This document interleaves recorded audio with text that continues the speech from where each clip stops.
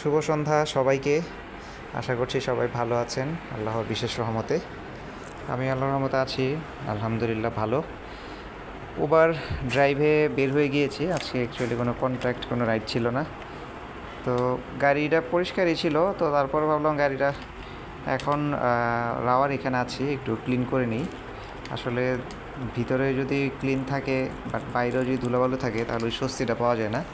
তো যেহেতু এখন কোনো কল এবং ট্রিপ ঢুকতেছে না বা ঢুকে নেই এর মধ্যে, মানে পছন্দসই রুটে, সেই ক্ষেত্রে একটু ক্লিনলিনেস করে নিই যতটা পসিবল।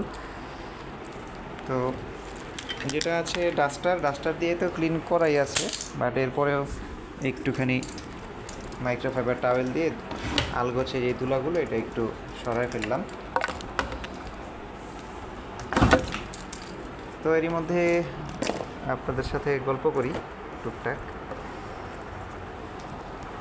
যেহেতু আজকে জুম্মার দিন, সে বের হইতে মোটামুটি একটু দেরি হয়ে গেছে বলা যায়।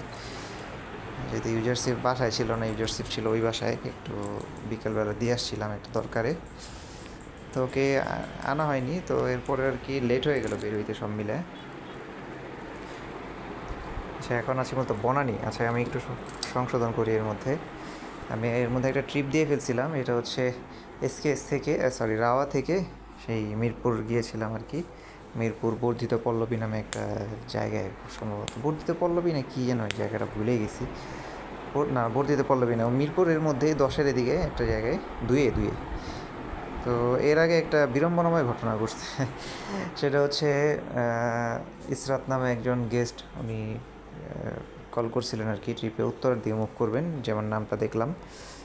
তো ট্রিপ অ্যাকসেপ্ট করলাম, রাওয়ার সামনে ছিলাম এক্সিট গেটে। বললাম যে ঠিক আছে, বাইরে আছি, নিচে নামলে আপনি আমাকে কল দিন বা জানাবেন, কারণ রাওয়ার পার্কিংয়ে কিন্তু বসা যায় না, রানিংয়ে রাখতে হয়। কারণ এখানে আমার ছিল অফিস, কর্মস্থল, আমি এই সম্পর্কে বেশ ভালো জানি। এখানে একে হচ্ছে আজকে প্রোগ্রাম হচ্ছে, প্রচুর মানুষের আনাগোনা গাড়ি আসতেছে, ইন করতেছে, বের হচ্ছে। তো যাই হোক, এরপর উনি ফোন দিলেন। ফোন দেওয়ার পর যেখানে আসার কথা পার্কিংয়ে, এখানে আসলাম। উনি কি যাচ্ছে তাই কথাবার্তা বলতেছে যে আপনি ওনাকে উল্টা পথে ঢুকছি, উনি আমাকে খুঁজে পাচ্ছে না। ইভেন আমি গাড়ি থেকে বের হয়ে ওনাকে খুঁজতেছি, এমন সচরাচর না। উনি হাঁটতে হাঁটতে সেই আব্বাস গার্ডেন না কই ওই দিকে বের হয়ে চলে গেছে। আমি বলছি আপনি আব্বাস গার্ডেন চলে গেছেন কেন? আপনি রাওয়াতে থাকবেন, রাওয়াতে আসতে বলছেন, রাওয়াতে চলে আসছি, আপনি কেন আব্বাস গার্ডেন চলে গেছেন? ওনার মাথা ব্যথা গরম। যাই হোক, এলোমেলো কথাবার্তা বলতেছিল আমি এই জায়গায় রেগুলার আসি, আমাকে আপনি চিনাইতেছেন। আমি তো হাসতেছিলাম এই বিষয়টাতে, যে আরে আমার জাত জন্মস্থান সব এই জায়গাতে, এবং আমার অফিস ছিল দীর্ঘ ওই জায়গাতে 4 বছরের ঊর্ধ্বে। রাওয়ার প্রতিটা সিঁড়ি অলিগলি পর্যন্ত আমার মুখস্থ। তো যাই হোক, কি আর করা। তো এরপর উনি ট্রিপ ক্যান্সেল করে দেয়। বাট আমি যেহেতু এসে ওয়েট করছিলাম অনেকক্ষণ, 5-7 মিনিট, সেই ক্ষেত্রে ওনাকে জরিমানা দিতে হয়। উনি জরিমানা উল্টা আমাকে দিছে ওয়েট করানোর জন্য। জরিমানা দিয়ে তারপর উনি ক্যান্সেল করছে। তো নর্মালি যারা নিয়ে থাকেন তাদের প্রতি একটা বিশেষ অনুরোধ কি, এটা আসলে একটা ম্যানার। সেটা হচ্ছে, দেখুন, আপনারা যারা রাইড গ্রহণ করবেন, যারা রাইডার যারা আসে, হ্যাঁ, এরা কিন্তু অনেক সময় চেনা জানা জায়গায় থাকে না। যেমন আমার হয়তো চেনা ছিল, বিষয়টা ভিন্ন, আমি টু দ্য পয়েন্টে সব জায়গায় চলে আসছি। বাট এরপরেও এই জাতীয় গাড়িগুলোর ক্ষেত্রে আপনারা অবশ্যই চেষ্টা করবেন যে আগে আপনি পিক আপ পয়েন্টে দ্রুত চলে আসার, বা টাইমিংটা এমন অ্যাডজাস্ট করুন যেন গাড়ি আসা মাত্রই যেন আপনাকে পেয়ে যায়।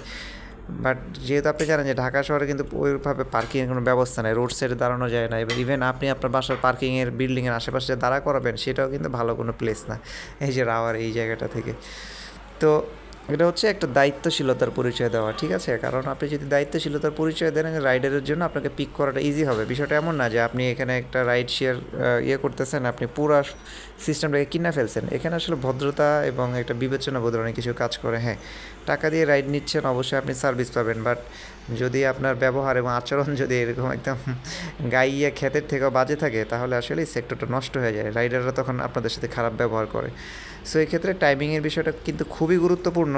যখন কল করবেন বা রাইডার আপনাকে কল করবে, আপনারা এমনভাবে অ্যাডজাস্ট করুন যেন আপনাদের উভয় পক্ষেরই বিষয়টা সহজ হয় আপনাকে পিক করা এবং ড্রপ করা। তো যাই হোক, শেষ পর্যন্ত পরে আমার অন্যদিকে যাওয়া হয়। মিরপুরে একজন ডাক্তার ফোন দিয়েছিলেন, ওই ডাক্তারের ফ্যামিলিকে ড্রপ করে দিয়েছিলাম। এরপর পর্যায়ক্রমে আরও 2-3টা ট্রিপ দেওয়া শেষ করে তো বাসার দিকে পল্লবীতে আছি।